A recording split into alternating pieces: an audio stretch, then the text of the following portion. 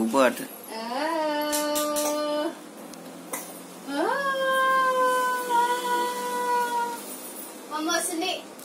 Good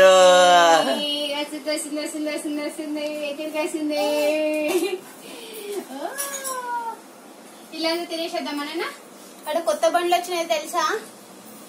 గుర్రం తిన్నాయి ఇట్లా కూర్చొని పట్టుకున్నాయి. సైడ్ జరగండి గుడ్డేసింది. నేను అడ్డు కూర్చున్నానే. సైడ్కి జరగండి అమ్మా, సైడ్కి జరగండి. వస్తుంది.